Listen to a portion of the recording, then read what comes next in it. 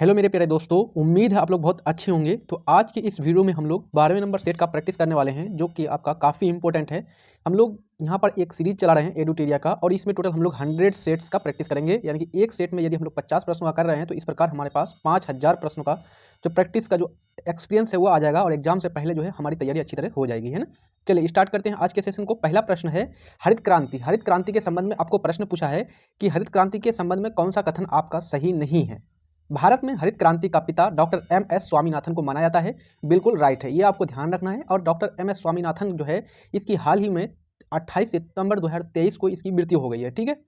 दूसरा कथन में भारत हरित क्रांति का प्रथम चरण भारत में जो है 1966 से 81 के बीच चलाई गई थी। बिल्कुल राइट है आपका, इसको ध्यान रखना है। और ये आपका तृतीय पंचवर्षीय योजना में चलाई गई थी, ठीक है। प्रथम चरण में इसे हरियाणा, पंजाब एवं पश्चिमी उत्तर प्रदेश में लागू किया गया था। तो बिल्कुल यहाँ पर आपका राइट है, ठीक है। पंजाब में लागू किया गया था, हरियाणा में लागू किया गया था और पश्चिमी उत्तर प्रदेश में लागू किया गया था।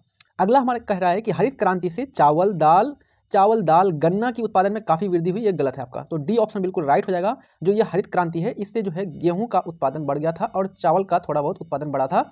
बाकी गन्ना या फिर दाल ये सब का पहला चरण में नहीं, दूसरा चरण हरित क्रांति के दूसरे चरण पर उस पर क्या दिया गया था, बल दिया गया था, ठीक है। अब अगर आपको पूछे कि कृषि से संबंधित हरित क्रांति के लिए, तो पहला जो पंचवर्षीय योजना था वो पूरा का पूरा कृषि पर आधारित थी। कृषि पर आधारित थी पहली पंचवर्षीय योजना, और तृतीय पंचवर्षीय योजना में हरित क्रांति को अपनाया गया।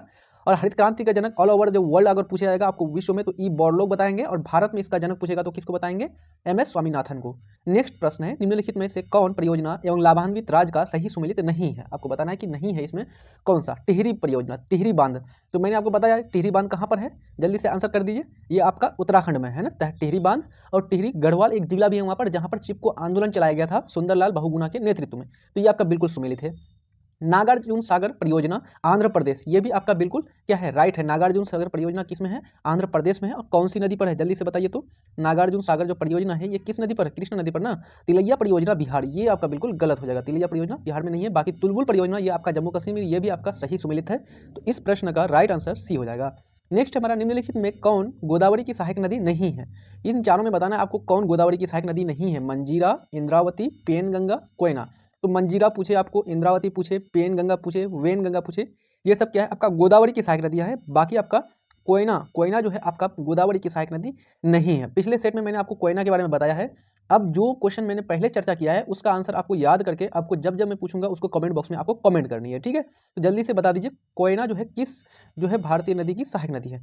भारत की मुख्य तटीय सीमा की लंबाई कितनी है। मुख्य तटीय सीमा आपको पूछ रहा है भारत की, तो यहाँ पर पूछ रहा है आपको तटीय सीमा, ध्यान रखेंगे। तो तटीय सीमा में दो है आपका, एक है हमारा मुख्य तटीय सीमा और एक है कुल तटीय सीमा। तो अगर आपको मुख्य तटीय सीमा पूछेगा तो आपको बताना है गुजरात से होकर के मुंबई, कर्नाटक, गोवा, केरल, तमिलनाडु, आंध्र प्रदेश और उड़ीसा होते हुए आपको बताना है टोटल पश्चिम बंगाल तक कितना है। तो टोटल वो है आपका 6100 किलोमीटर। कितना किलोमीटर, 6100 किलोमीटर। और जब इसी 6100 में किसको जोड़ देंगे हम लोग, अंडमान और निकोबार द्वीप समूह एवं लक्षद्वीप के तटीय सीमा रेखा को जोड़ देंगे तो बन जाता है टोटल 7500 किलोमीटर, 7516 किलोमीटर, ठीक है। तो ये दो तरह का क्वेश्चन हो गया। अगर आपको पूछेगा कि मुख्य तटीय सीमा रेखा की लंबाई 6100 किलोमीटर बता देंगे। यदि आपको कुल तटीय सीमा रेखा पूछेगा तो वहां पर आपको 7516 बताना है। और पूरा का पूरा भारत का मुख्य भूमि का अगर पूछेगा लेंथ, लंबाई, तो कितना है 15200 किलोमीटर, है ना। तो इस प्रश्न के अनुसार हमारा क्या आंसर राइट हो जाएगा, सी हो जाएगा आपका 6100 किलोमीटर। 7516 कब होगा, जब अंडमान और लक्षद्वीप को जोड़ देंगे। और 15200 क्या हो जाएगा, जब पूरे भारत की सीमा रेखा पूछेगी, है ना।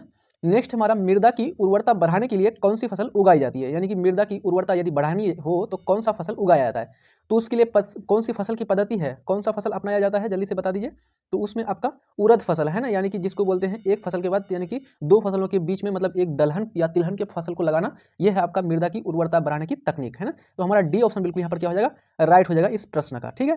नेक्स्ट हमारा पारिस्थितिकी तंत्र। अब मैंने पारिस्थितिकी तंत्र में का परिभाषा भी बताया था एक बार बहुत बढ़िया तरीके से, है ना। क्या होता है पारिस्थितिकी तंत्र, तो पिछले वीडियोस देख लेंगे। आप लोग से रिक्वेस्ट करूंगा यदि चैनल में न्यू है तो सब्सक्राइब करेंगे, और इस वीडियो को कंप्लीट करने के बाद जितने भी पिछले सारे सेट्स हैं उसका प्रैक्टिस कर लेंगे, ठीक है। तो पारिस्थितिकी तंत्र में जो उच्चतम पोषण स्तर यानी कि ऊर्जा का जो सबसे ऊंचा स्तर प्राप्त करता है, कौन करता है, तो हम लोग जानते हैं सबसे पहले ऊर्जा का स्रोत कौन है, मुख्य रूप से सूर्य है, यानी कि सन है। और इसकी रोशनी आती है, इसकी किरणें आती है, इसका प्रकाश आती है कि कहाँ पर, पृथ्वी पर। और पृथ्वी पर सबसे पहले उसको कौन करता है ग्रहण, तो जो पेड़ पौधे हैं, जो पादप हैं, जो शाकाहारी हैं, वे क्या करते हैं, उसको उसका प्रकाश संश्लेषण में प्रयोग करते हैं और अपना भोजन स्वयं बनाते हैं। तो इस प्रकार सबसे ज्यादा पहले प्राप्त करता है शाकाहारी, है ना।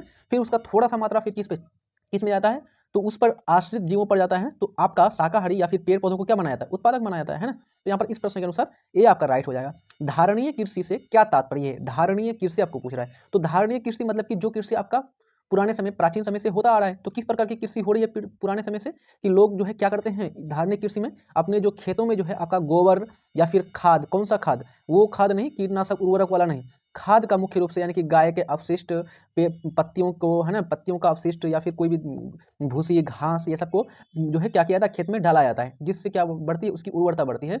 तो ये आपका धारणीय कृषि के अंतर्गत आता है, इसमें किसी आधुनिक टेक्नोलॉजी का प्रयोग नहीं किया जाता है। ठीक है, तो अब इस प्रश्न के अनुसार क्या हो जाएगा? आत्मनिर्भर उत्पादन नहीं होगा, क्योंकि इसमें उत्पादन बहुत कम होता है। विशेष फसलों का उत्पादन, इस विशेष फसलों का उत्पादन नहीं होता है, बेचने के उद्देश्य नहीं होता है, बल्कि खाने के उद्देश्य होता है। और ये धारणीय कृषि बिहार में तो अधिक होती है। कम भूमि में गहन कृषि ये भी नहीं है आपका, इस प्रकार कृषि जिससे क्या हो, भूमि की गुणवत्ता बनी रहे, इसको बोला जाता है धारणीय कृषि।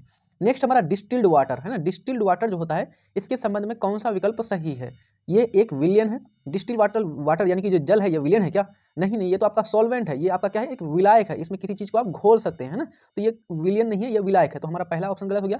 ये विद्युत का सुचालक है। अब देखिए यहाँ पर, ये विद्युत का सुचालक नहीं, ये विद्युत का कुचालक होता है। क्यों? क्योंकि जो डिस्टिल्ड वाटर होते हैं ना, उसमें जो है कोई आयन मौजूद नहीं होते हैं, है ना, आयन उसमें अनुपस्थित होता है, उसका पीएच मान 7 होता है, पूरा का पूरा उदासीन होता है, न्यूट्रल होता है, उसमें कोई आवेश नहीं होता है, इसलिए वो विद्युत का कुचालक होते हैं। तो हमारा बैड कंडक्टर ऑप्शन सी आपका बिल्कुल राइट हो जाएगा। ठीक है, ट्रांसफार्मर किसके लिए प्रयुक्त किया जाता है? ट्रांसफार्मर है ना, ट्रांसफार्मर, तो आपको ध्यान रखना है, ट्रांसफार्मर क्या करता है, वो बदलता है, एसी को किसमें कन्वर्ट करता है? डीसी में कन्वर्ट करता है ना। जैसे आपका एसी से डीसी, जो आपका घर तक जो बिजली आती है, कहाँ से? पावर हाउस से। तो पावर हाउस से जो आती है, तो वो कितने, यानी कि 11,000 वोल्ट का वो होता है ना, 11,000 वोल्ट तक उसकी जो है कैपेसिटी, यानी कि उसका विभवांतर होता है ना, पोटेंशियल डिफरेंस होता है। और जबकि उसी को जो है आपका घर तक पहुंचते पहुंचते उसको 220 वोल्ट में बदल देता है ना। अन्यथा अगर 11,000 वोल्ट में लगाएंगे तो क्या होगा? सारे के सारे उपकरण एक साथ जल जाएंगे। तो उसको इतना चीज, इतना नीचे लेवल तक कौन कन्वर्ट करता है बार बार, है ना? तो वो कन्वर्ट करने वाला है आपका ट्रांसफार्मर। तो ये जो 11,000 वोल्ट है ना, ये आपका एसी यानी कि अल्टरनेटिंग करंट है, और उसको हमको डीसी में बदलता है। तो यह ध्यान रखिएगा, केवल प्रत्यावर्ती धारा के लिए ट्रांसफार्मर का प्रयोग करते हैं। ठीक है, चलिए नेक्स्ट प्रश्न है, चीनी यात्री सुंग युंग भारत कब आया था? जो चीनी यात्री है सुंग युंग, क्योंकि आपको ध्यान रखना है, जब 6ठी शताब्दी यानी कि 6th सेंचुरी बीसी जब चलती है, यानी कि आपका 6ठी शताब्दी ईसा पूर्व, उस समय एक धर्म भारत में उत्पन्न होती है, और उसका नाम है बौद्ध धर्म, है ना। किसके द्वारा? गौतम बुद्ध के द्वारा। तो उस धर्म का अध्ययन करने के लिए, उस धर्म का ढेर सारा चीज़ों का जो है सही तरीके से क्या करने के लिए, जो है आपका रिसर्च करने के लिए चीन से चीनी यात्री आते थे भारत, है ना। इसमें बहुत सारे आपको याद होंगे, जैसे सुंग युंग है, हुएन सांग है, इत सिंह है, सुएन तसांग है ना। इसी तरह से आपका हर्षवर्धन के काल में आने वाला है आपका, है ना, ध्यान रखेंगे, फाहियान। तो यहाँ पर आपका सुंग युंग कब आया था? तो ये आया था 518 ईस्वी में। ठीक है, तो हमारा सी ऑप्शन बिल्कुल राइट हो जाएगा। जबकि आपका फाहियान कब आया था? जो फाहियान है, ये फाहियान कब आया था? तो 499 में आया था, और 499 से लेकर के कितना तक, 514 ईस्वी तक ये आपका रहा था। लगभग लगभग कितना साल था ये? तो ये आपका लगभग 15 साल भारत में था। किसके शासनकाल में आया था? तो चंद्रगुप्त द्वितीय, जिसको विक्रमादित्य की उपाधि थी, उपाधि लिया था जिसने, उसी के काल में ये आया था। ठीक है, बाकी अगर हुएनसांग के बारे में पूछे, हुएनसांग कब आया था? तो वो आया था किसके का शासनकाल में? हर्षवर्धन के शासनकाल में आया था। ठीक है, नेक्स्ट बात कर लेते हैं, तुर्कान चेहलगानी। तुर्कान चेहलगानी, चेहलगानी यानी कि 40 दलों का, 40 सरदारों का एक दल बनाया गया था। किसके द्वारा बनाया गया था? इल्तुतमिश के द्वारा बनाया गया था, प्रशासन तंत्र को बढ़िया तरीके से चलाने के लिए। ठीक है, लेकिन बाद के शासनकाल में जब इल्तुतमिश की मृत्यु हो जाती है, और उसकी बेटी, उसकी पुत्री रजिया सुल्तान क्या बनती है, यानी कि शासिका बनती है, और उसके बाद जो भी शासक आते हैं, तो वो क्या होते हैं, काफ़ी अयोग्य टाइप का होता है। और ये जो 40 सरदारों का जो दल होता है, यही शासक पर क्या कर जाते हैं, यही शासक पर अपना कब्जा जमा लेते हैं, और उसको अपने जो है हाथ की कठपुतली बना करके उसको जो है चलाता है। ठीक है, लेकिन जब बाद में बलबन आपका गद्दी पर आता है, कब बलबन कब आता है? 1265 ईस्वी से 1289 ईस्वी के बीच। तो बलबन सबसे पहले यही काम करता है, वो इससे जो क्या होता है, मुक्त यानी स्वतंत्र होने के लिए तुर्कान चेहलगानी को समाप्त कर देता है, इसका विघटन कर देता है, इसको क्या कर देता है, समाप्त कर देता है। तो यहाँ पर बी ऑप्शन बिल्कुल राइट हो जाएगा। बलबन एक आपका ऐसा शासक है जिन्होंने सिजदा एवं पैबोस की क्या किया था, शुरुआत किया था। सजदा एवं पैबोस यानी कि अपने दरबार में जो भी उसके सरदार होते थे, उसको क्या करते थे, सजदा करते थे, यानी कि झुकते थे, है ना, अपने सर को झुकाते थे शासक के सामने। तो यही आपका शासक था बलबन। ठीक है, अब बलबन के बारे में आपको बताना है कि बलबन ने कौन सी उपाधि ली थी, जल्दी बता दीजिए, बलबन ने कौन सा उपाधि लिया था?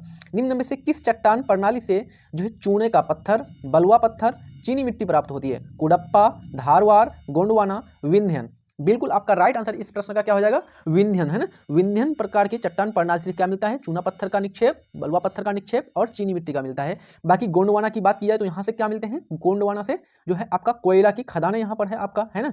चलिए नेक्स्ट हम लोग बात कर लेते हैं बाकी कुडप्पा किसके लिए प्रसिद्ध है, मैंगनीज के लिए, लौह अयस्क के लिए कुडप्पा जो आपका आंध्र प्रदेश का क्षेत्र है। भारत में किस धार्मिक समूह की वृद्धि दर निम्न में से सबसे कम है, कौन सा धार्मिक समूह है जिसका वृद्धि दर सबसे कम है, बौद्ध, सिख, जैन या फिर आपका ईसाई? जल्दी से बताइए तो क्या हो जाएगा आपका राइट आंसर, इसमें आपका जो है आपका राइट आंसर क्या हो जाएगा, जल्दी बताइए 13 नंबर प्रश्न का। तो हमारा जैन धर्म है ना, जैन धर्म का जो है आपका सबसे कम वृद्धि दर है। और ये आपका जैन धर्म अभी वर्तमान में देखेंगे तो भारत में काफ़ी समृद्ध है ना, काफ़ी समृद्ध है, क्योंकि इसको ज़्यादातर आपका व्यापारी वर्गों ने अपनाया है। गोवा, गुजरात वाले क्षेत्र में देखेंगे तो जैन धर्म काफ़ी फला फूला हुआ है, क्योंकि इसके बारे में मैंने पिछले आपका लेक्चर में बताया था कि जैन धर्म को सबसे ज़्यादा जो है किसने अपनाया था, व्यापारियों ने अपनाया था। अब इसका कारण आप लोग नहीं पूछेगा, क्योंकि मैंने कारण वहाँ पर बढ़िया तरीके से बता दिया था। जैव विकास को सर्वप्रथम किसने समझाया था, यानी कि जैवों का विकास, इसको समझाने वाला पड़ा व्यक्ति कौन था बढ़िया तरीके से, मेंडल, डिब्रिज, अरस्तु या फिर लैमार्क? तो जैव विकास को अच्छा तरीके से सबसे पहले समझाने वाला कौन था, लैमार्क था। तो हमारा 14वें नंबर प्रश्न का डी ऑप्शन बिल्कुल राइट हो जाएगा। नेक्स्ट हमारा मतदान के समय प्रयुक्त अमिट स्याही, यानी कि जब मतदान करने जाते हैं तो क्या होता है, नाखून पर आपका मतदान के समय उसमें स्याही डाली जाती है ना, काला टाइप का नाखून में, और उससे क्या होता है नाखून में वो आपका मिटता नहीं है ना, एक दो तीन दिन तक रह जाता है, वो अमिट स्याही होती है। तो वो जो बना होता है किस केमिकल का बना होता है, silver nitrate, silver bromide, silver iodide या फिर सिल्वर सल्फाइड? तो बना होता है अर्जेंटम नाइट्रेट। अर्जेंटम नाइट्रेट को क्या बोलते हैं, AgNO3, इसको बोलते हैं सिल्वर नाइट्रेट। तो हमारा ए ऑप्शन बिल्कुल क्या हो जाएगा, राइट हो जाएगा। ठीक है, नेक्स्ट हमारा प्रांतीय स्वायत्तता की शुरुआत किस अधिनियम द्वारा किया गया? प्रांतीय स्वायत्तता इसकी जो शुरुआत की गई थी किस अधिनियम के द्वारा, तो भारत शासन अधिनियम 1935 के द्वारा इसकी शुरुआत की गई थी। प्रांतों को क्या दिया गया था, स्वायत्तता दिया गया था, और इन्हें जो है शासन अपना सरकार चलाने की अनुमति दी गई थी। तो बी ऑप्शन बिल्कुल यहाँ पर राइट हो जाएगा। 1935 भारत शासन अधिनियम काफी आपका फेमस है, और भारत के संविधान में बहुत सारे प्रावधान उसी से लिए गए हैं। अवशिष्ट शक्तियों का केंद्र निहित होने का सिद्धांत भारतीय संविधान में किस देश से लिया गया, यानी कि जो अवशिष्ट शक्तियां होती है। अब मैंने आपको बताया एक चीज, शक्तियों का विभाजन, शक्तियों का विभाजन भारत के कौन से आपका अनुसूची में दिया गया है, तो शक्तियों का जो दिया गया है विभाजन, ये आपका 7वीं अनुसूची। कितने उसमें विषय दिए गए हैं, 3 आपके सूची हैं, 3 सूची हैं, 3 विषय है ना, एक आपका संघ सूची, एक आपका राज्य सूची और एक आपका समवर्ती सूची। संघ सूची पर संघ कानून बनाती है, राज्य सूची पर राज्य कानून बनाता है, जबकि समवर्ती सूची पर संघ और राज्य सम्मिलित रूप से उसमें कानून बनाते हैं। लेकिन इन तीनों अगर कोई ऐसा विषय है जो इस तीनों के अंतर्गत नहीं आता है, जैसे अभी वर्तमान में देखा जाए आर्टिफिशियल इंटेलिजेंस या फिर और भी ढेर सारा चीज आपको देखने को मिलता है वर्तमान में, क्योंकि अभी जैसे यानी कि परिवर्तन का काल चल रहा है, संक्रमण का काल चल रहा है, बहुत तेजी से सारी चीजें बदल रही है। तो यहाँ पर क्या क्या आ रहा है, तो जो भी नई विषय जुड़ेंगे, जो भी नया विषय आएगा तो उसको किसमें, अवशिष्ट शक्तियों में रखा जाएगा। और ये अवशिष्ट शक्तियों पर कौन कानून बनाएगा, तो आपका देश का जो संसद है वो कानून बनाएगा। और ये किस यानी कि कौन सा कहाँ के संविधान से लिया गया है, तो आपका कनाडा के संविधान से लिया गया है। तो डी ऑप्शन बिल्कुल क्या हो जाएगा, राइट हो जाएगा। ऋग्वेद में आर्य शब्द जो है इसका उल्लेख कितना बार आया है ऋग्वेद में? आर्य कैसा शब्द है एक आपका, तो आर्य शब्द आपका जाति सूचक नहीं है, आपका ध्यान रखना है। आर्य शब्द का क्या अर्थ होता है, इसका अर्थ होता है उच्चतम, है ना, उच्चतम या फिर आपका श्रेष्ठतम, है ना, उच्चतम या फिर आपका श्रेष्ठतम, ये ध्यान रखना है आपको। इसका होता है आपका अर्थ, है ना, श्रेष्ठ। अपने को आर्य क्या कहते थे, श्रेष्ठ मानते थे भारतीयों से, है ना। तो इसका उल्लेख 36 बार आया है ऋग्वेद में। ऋग्वेद के बारे में आपको सारा चीज मालूम है। ऋग्वेद जो है सबसे पुराना वेद है। टोटल कितने वेद हैं, 4 वेद हैं, इन्हें संहिता कहा जाता है। ऋग्वेद, यजुर्वेद, सामवेद, अथर्ववेद। ऋग्वेद ये इसमें क्या है, टोटल आपका 10 मंडल है और आपका 1028 इसमें क्या है, सूक्त हैं। इसके पुरोहित को क्या कहा जाता है, होत्री कहा जाता है, ये ध्यान रखेंगे। और जो है ऋग्वेद का जो तीसरा मंडल है ये किसको समर्पित है, सूर्य देवता सविता को समर्पित है। और जो है इसकी रचना किसने किया था, विश्वामित्र ने किया था। और जो 9वां जो मंडल है वो किसको समर्पित है, तो वो सोम देवता को समर्पित है। और 10वां मंडल में आपका क्या दिया गया है, वो पुरुष सूक्त है ना। पुरुष सूक्त के 10वें मंडल में वर्ण व्यवस्था का चर्चा है उसमें। और उसमें जो है प्रजापति के मुख से किसको, ब्राह्मण को, प्रजापति के भुजा से जो है आपका क्षत्रिय को, जंघा से वैश्य को और पैर से जो है शूद्र को क्या सृजन करता हुआ दिखाया गया है। नेक्स्ट बात कर लेते हैं, कपास के रेशे को किससे प्राप्त किया जाता है, यानी कि कपास का रेशा। तो अगर आप जाएंगे महाराष्ट्र साइड जहाँ पर कपास की अधिक खेती होती है, क्योंकि जानते हैं आप लोग कपास की खेती सबसे अधिक काली मिट्टी में होती है। काली मिट्टी का दूसरा नाम क्या है, रेगुर मिट्टी है। और इसी मिट्टी को कपासी मिट्टी भी कहा जाता है। इस मिट्टी में सबसे अधिक कपास का उत्पादन होता है। और जब देखेंगे आप लोग तो कपास जो है एक बीज के चारों तरफ ऐसे करके रहता है ना, बीज रहता है बीच में और उसके चारों तरफ फैला रहता है। तो कपास मुख्य रूप से बीज से प्राप्त किया जाता है। तो ए ऑप्शन आपका बिल्कुल राइट हो जाएगा। ठीक है, नेक्स्ट बात कर लेते हैं, कपास का उत्पादन सबसे अधिक किस राज्य में किया जाता है, तो महाराष्ट्र में किया जाता है। कौन इसमें से सुमेलित नहीं है? आपको एक तरफ दिया है घास के मैदान और दूसरी तरफ दिए हैं सम्मिलित, उसमें कौन से राज्य हैं? परियरी। तो परियरी के बारे में मैंने आपको क्या बताया था? परियरी कहाँ का घास का मैदान है? उत्तरी अमेरिका का है, ठीक है। तो ये बिल्कुल राइट है। पंपास ये आपका दक्षिण अमेरिका का है। उत्तरी अमेरिका में परियरी कहाँ पर है? आपका संयुक्त राज्य अमेरिका में है, ये भी ध्यान रखेंगे। पंपास आपका अर्जेंटीना में है आपका, ठीक है, दक्षिण अमेरिका। और वेल्ड आपका दक्षिण अफ्रीका में है, बिल्कुल आपका राइट है, साउथ अफ्रीका में है। और स्टेपीज ये आपका कहाँ पर है? सेंट्रल एशिया के अंतर्गत आता है, अफ्रीका के अंतर्गत नहीं आता स्टेपीज, ठीक है। तो यहाँ पर डी ऑप्शन आपका बिल्कुल यहाँ पर राइट हो जाएगा, सुमेलित नहीं है। नेक्स्ट बात कर लेते हैं, सुल्तान की उपाधि धारण करने वाला पहला शासक कौन था? सुल्तान की उपाधि धारण करने वाला है ना, अपने को सुल्तान किसने सबसे पहले घोषित किया था? तो महमूद गजनवी। कौन? महमूद गजनवी। ध्यान रखेंगे इन्होंने जो है आपका, ध्यान रखेंगे इन्होंने क्या किया था? मंदिरों पर सबसे अधिक बार आक्रमण किया था, मंदिरों से धनों को लूटा था महमूद गजनवी ने। आप लोग कमेंट बॉक्स में बताइए जल्दी से कि महमूद गजनवी ने जो है आपका सोमनाथ का जो मंदिर को लूटा था, कब लूटा था, और इन्होंने अपना अंतिम अभियान भारत में कब चलाया था। नेक्स्ट बात कर लेते हैं, दिल्ली सल्तनत के किस शासक ने सबसे पहले अस्थाई सेना की नींव रखी थी? अस्थाई सेना रखने वाला सबसे पहला शासक दिल्ली सल्तनत का कौन था? तो यहाँ पर आपका बिल्कुल बी ऑप्शन राइट हो जाएगा, अलाउद्दीन खिलजी, है ना। अलाउद्दीन खिलजी ने सबसे पहले क्या किया था? अस्थाई सेना की नींव रखी थी और उसको जो है नकद वेतन देने का प्रावधान किया था। तो बी ऑप्शन बिल्कुल राइट हो जाएगा। बाकी इल्तुतमिश के बारे में आपको ध्यान रखना है कि इल्तुतमिश आपका दिल्ली सल्तनत का वास्तविक संस्थापक है। वैसे नॉर्मली किसको माना जाता है? कुतुबुद्दीन ऐबक को, लेकिन वास्तविक संस्थापक इल्तुतमिश, क्योंकि कुतुबुद्दीन ऐबक ने अपनी राजधानी लाहौर बनाया था और इल्तुतमिश ने अपना राजधानी कहाँ बनाया था? दिल्ली। लाहौर से स्थानांतरित करके दिल्ली लेकर के आया था। और इल्तुतमिश ने जो है आपका जो है मुद्रण प्रणाली यानी कि टकसाल स्थापित किया था, और जीतल और क्या टंका, जीतल और टंका नामक जो है इन्होंने मुद्रा चलाई थी इल्तुतमिश ने। कुतुबुद्दीन ऐबक ने कुतुब मीनार 2.5 दिन का झोपड़ा का निर्माण करवाया था, जबकि इल्तुतमिश ने कुतुब मीनार का जो अधूरा कार्य बाकी था उसको करवाया था।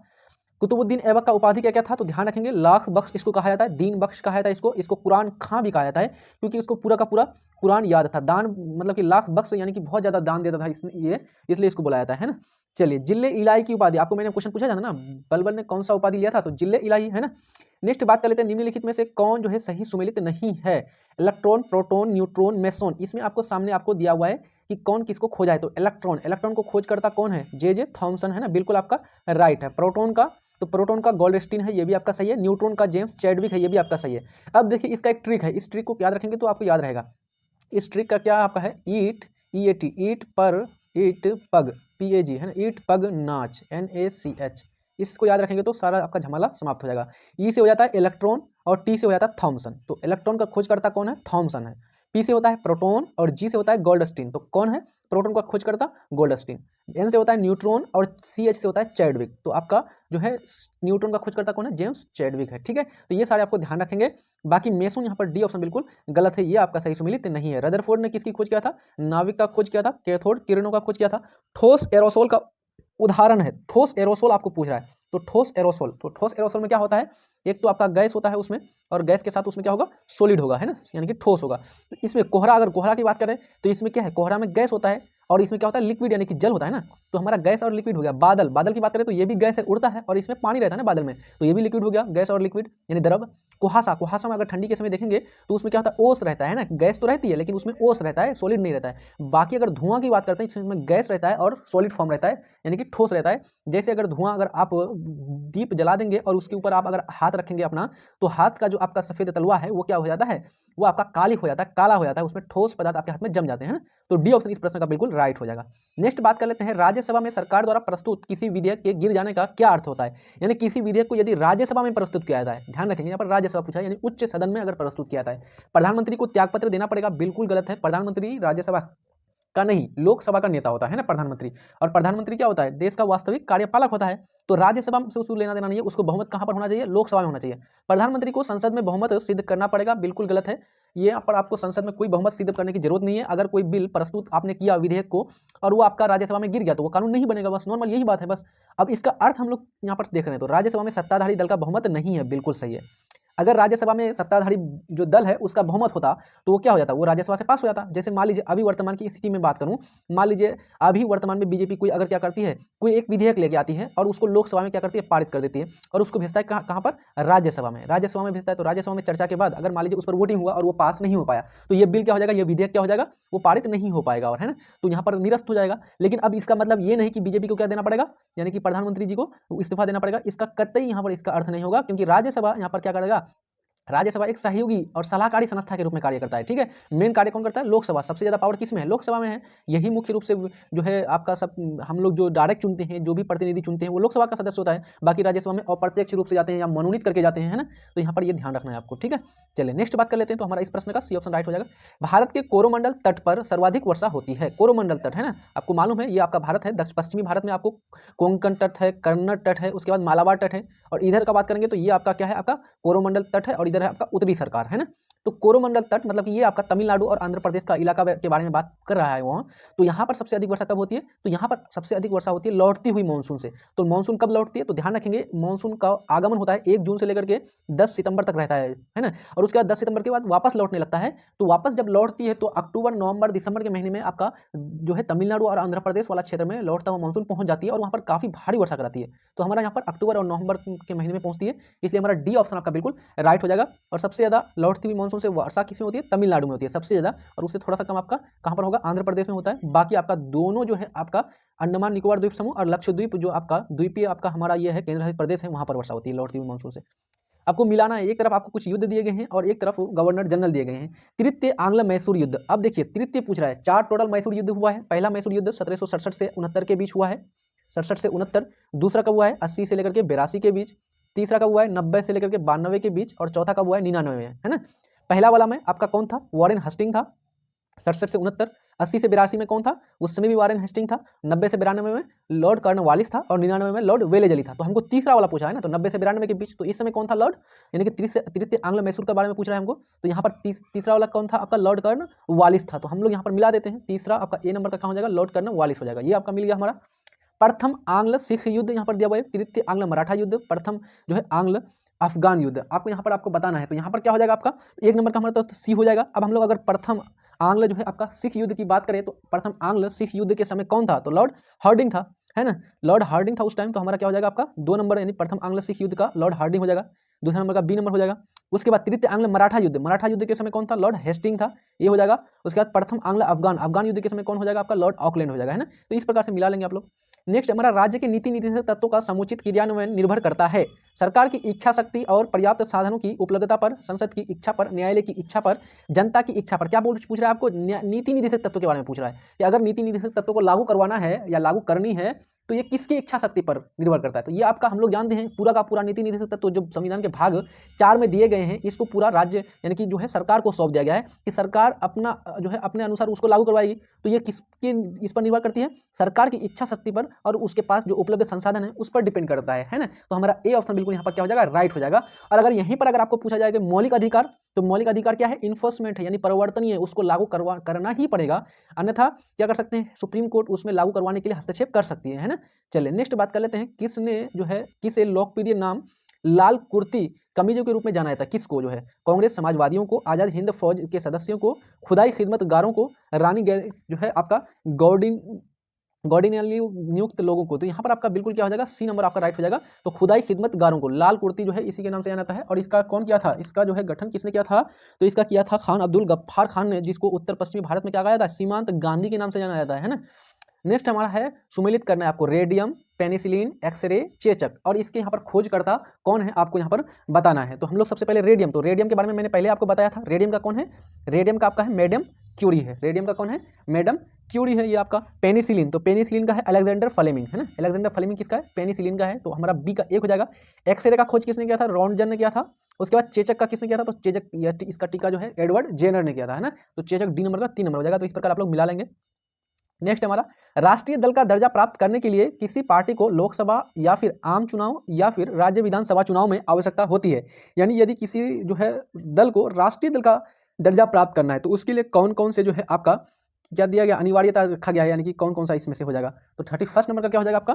कुल डाले गए वोटों का 6% बिल्कुल राइट है। अगर वो लड़ रहा है तो उसको जो टोटल उस वहाँ पर वोटिंग हुआ है उसका 6% मत प्राप्त होना चाहिए। बाकी आपका फिर है आपका बी नंबर में 4% मत, 4 सीटें, है ना। 4 सीटें जीतती है अगर, तो बिल्कुल यहाँ पर 4 सीटें भी जीतेगी तो चलेगा। 4% मत विधानसभा में, 6% मत यहाँ पर आपका लोकसभा में, है ना। तो यहाँ पर आपका इनमें से सभी हो जाएगा। आपका डी ऑप्शन बिल्कुल राइट हो जाएगा। नेक्स्ट हमारा, निम्नलिखित में से किसने संगीत शास्त्र पर संगीत राज, संगीत मीमांसा, संगीत रत्नाकर, सुप्रबंध आदि ग्रंथ लिखा है? कौन इसमें है आपका? राणा सांगा, नुसरत शाह, राणा कुंभा, या फिर आपका हरिहर द्वितीय। तो कौन शासक था? राणा कुंभा, है ना। राणा कुंभा ने है जो है आपका संगीत राज, संगीत मीमांसा, संगीत में इसको काफी रुचि थी, तो इन्होंने ये सारे आपका क्या किया था, ग्रंथ लिखा है, ग्रंथ की रचना किया है।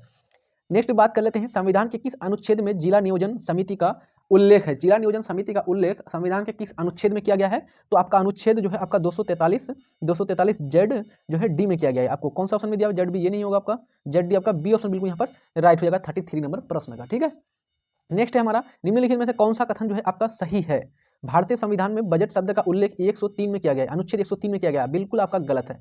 अनुच्छेद किस में किया गया है? अनुच्छेद 112 में किया गया है। किसके बारे में चर्चा? केंद्रीय बजट के बारे में। और अनुच्छेद 302 में जो है आपका किस में किया गया है? यानी राज्य बजट के बारे में बात किया गया है, ठीक है। तो यहाँ पर आपका ये गलत हो जाएगा। उसके बाद बात करें अगर कोई विधेयक धन विधेयक है या नहीं, इसका निर्णय राष्ट्रपति लोकसभा के अध्यक्ष से लेता है, बिल्कुल गलत है। धन विधेयक पर किसकी जो है शक्ति होती है ज़्यादा? लोकसभा की, और लोकसभा का स्पीकर उसमें आपका बताएगा कि ये आपका धन विधेयक है या नहीं, है ना। तो यहाँ पर ये आपका अध्यक्ष निर्णय करता है, राष्ट्रपति की सहमति की कोई जरूरत नहीं होती है, या राष्ट्रपति को इसमें कोई आपका इसमें उसका कोई भी आपका हस्तक्षेप नहीं होता है, ठीक है। तो यहाँ पर आपका लोकसभा का अध्यक्ष हो जाएगा, ये भी गलत है।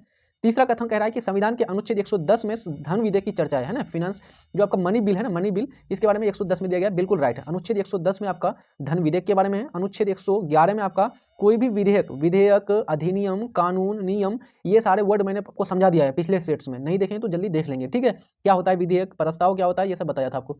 तो यहाँ पर अनुच्छेद 111 के अंतर्गत जो राष्ट्रपति होता है ना, किसी भी विधेयक पर अपना सहमति देता है, अनुच्छेद 111 के तहत, ठीक है, ये ध्यान रखेंगे। और अनुच्छेद 200 के तहत कोई भी जो राज्यपाल होता है ना, वो विधानसभा से पारित विधेयक पर अपना क्या करता है, सहमति देता है, अनुच्छेद 200 के तहत, ठीक है, ये आपको ध्यान रखना है। उसके बाद बात की जाए अनुच्छेद 112 में, तो 112 में आपका बजट के बारे में चर्चा है, ठीक है।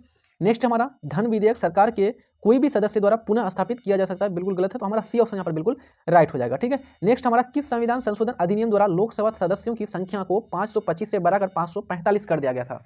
यानी कि कौन सी संविधान संशोधन के द्वारा? तो कितना नंबर क्या हो जाएगा आपका इसका आंसर बिल्कुल 31st अमेंडमेंट, है ना, जो है आपका 31वां संविधान संशोधन अधिनियम के द्वारा क्या किया गया था कि 525 से बढ़ा करके 545 कर दिया गया था लोकसभा सदस्यों की संख्या को, ठीक है। तो हमारा ऑप्शन यहाँ पर बिल्कुल बी आपका राइट हो जाएगा। अब आप लोग यहाँ पर बताइएगा 42वां संविधान संशोधन के बारे में हमने क्या बताया था आपको अच्छी तरह से।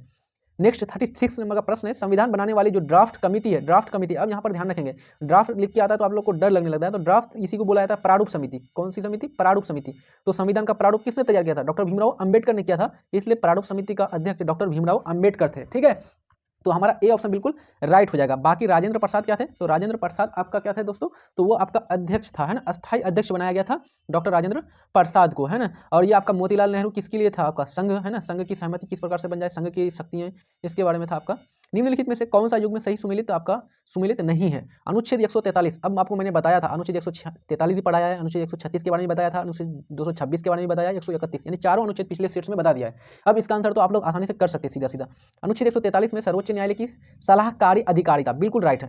यानी 143 में यह प्रावधान किया गया है कि सर्वोच्च न्यायालय किसको सलाह देगा? राष्ट्रपति। अगर राष्ट्रपति सर्वोच्च न्यायालय के मुख्य न्यायाधीश से क्या मांगे? सलाह मांगे, कोई भी एक कानून बनानी है उस पर सलाह मांगे, तो राष्ट्रपति को वो सलाह दे सकता है, बाध्यकारी नहीं है, दे सकता है या नहीं भी दे सकता है, उसका मन करे। और सलाह दिया, ये जरूरी नहीं कि राष्ट्रपति उसको मानेगा, ये भी बाध्यकारी नहीं है, ठीक है।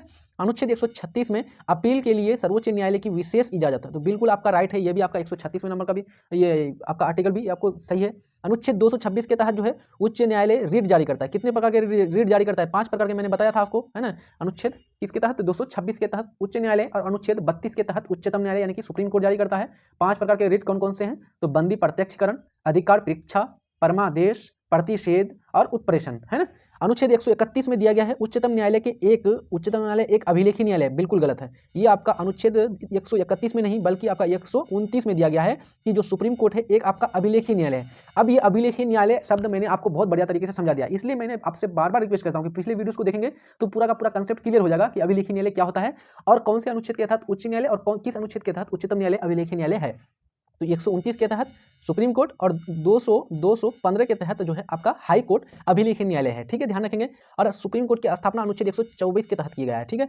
नेक्स्ट बात कर लेते हैं, भारत के संविधान में के प्रस्तावना में कौन सा शब्द उल्लेखित नहीं है? पंथ निरपेक्ष, लोक कल्याण, संघीय, लोकतंत्रात्मक। इन शब्दों में से आपको बताना है कि कौन सा शब्द जो है भारत के संविधान में प्रस्तावना में उल्लेखित नहीं है। तो हम लोग प्रस्तावना जब पढ़ते हैं कि हम भारत के लोग भारत को एक संपूर्ण प्रभुत्व संपन्न समाजवादी पंथ निरपेक्ष लोकतंत्रात्मक गणराज्य बनाने के लिए तथा उसके समस्त नागरिकों को सामाजिक आर्थिक और राजनीतिक न्याय विचार अभिव्यक्ति विश्वास धर्म उपासना की स्वतंत्रता प्रतिष्ठा और अवसर की समता प्राप्त करने के लिए तथा उन सब में व्यक्ति की गरिमा राष्ट्र की एकता और अखंडता। तो अगर हम लोग ये सारे बात किए तो इसमें आपका लोक कल्याण कहीं पर भी नहीं आया। आया क्या? नहीं आया। संघ आया क्या? नहीं आया ना। तो हमारा 2 और 3 बी ऑप्शन आपका बिल्कुल राइट हो जाएगा। ये शब्द प्रस्तावना में उल्लेखित नहीं है। बाकी संप्रभुता है, लोकतंत्रात्मक है, गणराज्य है, पंथ निरपेक्ष है, उसके बाद सामाजिक आर्थिक राजनीतिक न्याय है, विचार है, अभिव्यक्ति है, विश्वास है, धर्म है, अखंडता है, बंधुत्व है, ये सारे शब्द वहाँ पर उल्लेखित है। जब सकल घरेलू उत्पाद में से उत्पादन की प्रक्रिया में प्रयुक्त मशीन और पूंजी के मूल्य में आई कमी या फिर घिसावट की कमी को घटा दिया जाता है तो इसे क्या कहा जाता है? सकल राष्ट्रीय उत्पाद यानी कि gross national product, net national product, gross domestic product, net domestic product. तो बिल्कुल आपका क्या हो जाएगा? नेट डोमेस्टिक प्रोडक्ट, इसको बोलते हैं निवल घरेलू उत्पाद। तो डी ऑप्शन आपका बिल्कुल राइट हो जाएगा। नेक्स्ट बात कर लेते हैं सेबी। सेबी का पूरा नाम क्या है? सेबी के बारे में ये आपको तो काफ़ी चर्चा में था पिछला बार 2023 में, क्योंकि जब अडानी वाला मैटर आया था, जब उसके जो है शेयर मार्केट से संबंधित कुछ आपका हिंडन जो है वर्ग का रिपोर्ट आया था, तो उससे जो है काफ़ी हलचल मच गई थी और उसी में सेबी का काफ़ी जिक्र चल रहा था, है ना। तो ध्यान रखेंगे सेबी जो है क्या करता है, ये पूंजी बाजार का नियामक संस्था है। पूंजी बाजार, 2 बाजार है ना आपका, अगर बात करते हैं हम लोग तो एक है आपका मुद्रा बाजार और एक आपका है पूंजी बाजार। तो मुद्रा बाजार का कौन है? मुद्रा बाजार को नियंत्रित करने वाली संस्था आरबीआई है। आरबीआई है, देश का केंद्रीय बैंक है। और जबकि पूंजी बाजार को कौन नियंत्रित करता है? सेबी करता है। और इसका पूरा नाम क्या है? तो सेबी का पूरा नाम है securities and exchange board of India, है ना, securities and exchange board of India. तो ऑप्शन आपका कहाँ पर दिया हुआ है? तो ऑप्शन आपको दिया हुआ है securities and exchange board of India. C option आपका बिल्कुल क्या हो जाएगा? राइट हो जाएगा। ठीक है, ध्यान देंगे यहाँ पर, सी ऑप्शन बिल्कुल राइट होगा। जल्दी से आप लोग बताइए सेबी की स्थापना कब की गई है? जल्दी बताइएगा। निम्नलिखित में से किसे विश्व बैंक जो है बैंक के उधार, यानी कि आपको जो सेबी जो होता है, ये शेयर मार्केट से जुड़े जो भी क्रियाकलाप होते हैं ना, पूंजी बाजार, share market, stock exchange, Bombay stock exchange, national stock exchange, ये सब इसी के द्वारा यहाँ पर नियंत्रित किया था। ठीक है, विश्व बैंक के उदार ऋण की खिड़की, जो विश्व बैंक है ना, तो विश्व बैंक के उदार ऋण की खिड़की किसको कहा जाता है? विश्व बैंक की किस संस्था को? आईबीआरडी को, आईडीए को, आईएफसी को या फिर मीगा को? तो आईडीए को कहा जाता है, इंटरनेशनल डेवलपमेंट, है ना, संघ। तो आपका क्या है? अलायंस हो जाएगा हमारा, है ना। तो यहाँ पर बी ऑप्शन आपका बिल्कुल राइट हो जाएगा, अंतर्राष्ट्रीय विकास संघ। यही आपका क्या करता है? मुख्य रूप से इसी को कहा जाता है विश्व बैंक के उदार ऋण की खिड़की कहा जाता है। ठीक है, विश्व बैंक की स्थापना कब की गई है? 1995 में। विश्व बैंक का काम क्या है? विश्व बैंक का काम है वैश्वीकरण में सहायता करना, देश की अर्थव्यवस्था को विश्व की अर्थव्यवस्था के साथ किस तरह से जोड़ा जाए, व्यापार में किस प्रकार से मुक्त रूप से सारे चीज़ों का जो है प्रवाह हो, स्वतंत्र रूप से आयात निर्यात हो। उसके बाद विश्व बैंक का काम है कि किस प्रकार से श्रम का आयात निर्यात आसानी से हो जाए, मुद्रा का आयात निर्यात, मुद्रा का एक्सचेंज हो जाए, है ना, ढेर सारी चीज़ें, टैक्सेशन, यानी कि जो आपका आयात या निर्यात हो उसमें जो है ज़्यादा से ज़्यादा शुल्क न लगाया जाए, कम से कम यानी कि शुल्कों को समाप्त किया जाए, ताकि क्या हो, आयात निर्यात को बढ़ावा मिले, व्यापार को बढ़ावा मिले, व्यापार वाणिज्य को। तो ये आपका विश्व बैंक कार्य करती है। तो हमारा बी ऑप्शन बिल्कुल राइट हो जाएगा। नेक्स्ट हमारा पिट्स इंडिया एक्ट। एक तरफ कुछ आपका दिया हुआ है, आपका ये नीतियां हैं, आपका एक्ट्स है, और उसकी तरफ दूसरी तरफ आपका है कौन उसको लाया था, किस वायसराय ने लाया था। तो पिट्स का इंडिया एक्ट, ये आपको तो सबको मालूम है, पिट्स का इंडिया एक्ट किसके द्वारा लाया गया था? लॉर्ड वॉरेन हेस्टिंग के द्वारा लाया गया था। तो हमारा बिल्कुल मिला हुआ है। आपको पूछा कि कौन इसमें से सुमेलित नहीं है? डॉक्ट्रिन ऑफ लेफ्ट, तो इसको किसने लाया था? डॉक्ट्रिन ऑफ लेफ्ट जो लाया था, हड़प की नीति, किसने लाया था? तो लॉर्ड डलहौजी ने लाया था, बिल्कुल मिला हुआ है। Vernacular press act, vernacular press act के बारे में दोस्तों मैंने आपको बहुत सारा चीज़ बताया है। वर्नाकुलर प्रेस एक्ट को मुंह बंद करने वाला प्रेस एक्ट भी कहा जाता है, इसे गैंग प्रेस एक्ट कहा जाता है। इसको जो है लॉर्ड जो है किसने लाया था? लॉर्ड लिटन ने लाया था। कब लाया था? तो 1878 में लाया था। किसके लिए लाया था? उद्देश्य क्या था? कब इसको समाप्त किया गया था? किसके द्वारा समाप्त किया गया था? सब कुछ मैंने आपको पिछले बताया हुआ है। ठीक है, तो वर्नाकुलर प्रेस एक्ट को किसने लाया था? लॉर्ड लिटन ने लाया था, कर्जन ने नहीं लाया था। तो यहाँ पर आपका बिल्कुल गलत हो जाएगा। कर्जन बंगाल का क्या किया था? विभाजन करवाया था। ये आपका यहाँ पर आपका हो जाएगा। तो लॉर्ड कर्जन बिल्कुल गलत हो जाएगा। तो हमारा सी ऑप्शन यहाँ पर आपका सही सुमेलित नहीं है। बाकी इल्बर्ट बिल जो लाया गया था लॉर्ड रिपन के द्वारा, बिल्कुल सही है। आपका इल्बर्ट बिल जो है इसी के द्वारा लाया गया था। चलिए नेक्स्ट बात कर लेते हैं। इल्बर्ट बिल मतलब कि इस बिल में क्या किया गया था, इस विधेयक में? तो इस विधेयक में जो आपका ये बात कहा गया था कि जो भारत के जो भी न्यायालय हैं, तो वहाँ के जो भी भारतीय न्यायाधीश होंगे उस न्यायालय में, तो भारतीय न्यायाधीश यूरोपीय आदमियों का भी क्या करेंगे? केस को सुनवाई करेंगे, है ना, उसके भी मामलों का सुनवाई करेंगे। और इसका काफ़ी विरोध हुआ था अंग्रेजों के द्वारा। ठीक है, नेक्स्ट हम लोग बात कर लेते हैं बाल विवाह को रोकने के लिए age of consent act. Age of consent act कब लाया गया था? 1872, 1891, 1856 या फिर इनमें से कोई नहीं। तो 43 नंबर का बिल्कुल राइट क्या हो जाएगा? 1891 में लाया गया था एज ऑफ कंसेंट एक्ट। किसको रोकने के लिए? तो बाल विवाह को रोकने के लिए लाया गया था। First war of Indian independence, यानी कि स्वतंत्र भारत का, यानी कि बोल रहा है कि इंडियन इंडिपेंडेंस, यानी कि स्वतंत्र भारत का पहला आपका वॉर है ना, युद्ध। ये पुस्तक किसने लिखा है? तो वी डी सावरकर ने लिखा है, विनायक दामोदर सावरकर ने लिखा है, 1857 है ना, इसको नाम दिया गया है। और इसको कहा गया था कि भारत का स्वतंत्रता संग्राम का ये पहला सबसे बड़ा क्या था, आंदोलन था, है ना, सत्याग्रह था। आगे बात कर लेते हैं, निम्नलिखित में से कौन जो है पादप कोशिका में सबसे बड़ा कोशिकांग है? पादप कोशिकांग गोल्जी का है, माइटोकॉन्ड्रिया, प्लास्टिड या फिर आपका केंद्र। तो हमारा सी ऑप्शन बिल्कुल राइट हो जाएगा, प्लास्टिड आपका जो है पादप कोशिका का सबसे बड़ा कोशिकांग है, तो हमारा सी ऑप्शन बिल्कुल राइट हो जाएगा। नेक्स्ट बात कर लेते हैं, नींबू निचोड़ने की मशीन किस प्रकार के उत्तोलक का कार्य करती है? आपको बताना है कि नींबू निचोड़ने का जो मशीन होता है वो कौन सा उत्तोलक का कार्य। उत्तोलक तो आप लोग समझते हैं ना, उत्तोलक यानी कि जिसमें आपका क्या होता है, आयस होता है, आयस प्लस आलम्ब, आलम्ब प्लस क्या होता है उसमें आपका भार, यानी कि वस्तु को रखा जाता है ना। तो अगर आप नींबू निचोड़ने वाली मशीन, कभी आप लोग तो पिए होंगे लेमन टी, है ना, कि जो आपका बेचने के लिए आता है लेमन टी, तो उसके पास जो नींबू निचोड़ने के लिए होता है ना, किस प्रकार से ऐसे होता है, और उसके बाद यहाँ पर आपका ऐसे होता है ना, यहाँ पर नींबू रखने का होता है, और जो है आपका क्या होता है, फिर उसके बाद आपका जो है यहाँ दबाने का होता है ऐसे करके, है ना, यहाँ पर नींबू को रखा जाता है और यहाँ पर आगे जा करके ऐसे करके दबाने का होता है। यहाँ नींबू रख दिया जाता है तो इधर से दबाया जाता है। तो अगर ध्यान से देखेंगे तो इसमें क्या होता है, बीच में वस्तु को रखे, बीच में किसको रखे, वस्तु को, इसको बोलते हैं लोड, है ना, भार, और यहाँ पर घुमाने का हुआ तो ये आपका हो गया आलम्ब, इसको बोलते हैं हिंदी में आलम्ब। और यहाँ पर आपने क्या दबाया इसको, तो दबाया तो यहाँ पर क्या हो जाएगा, फोर्स, यानी कि बल लगाया आपने,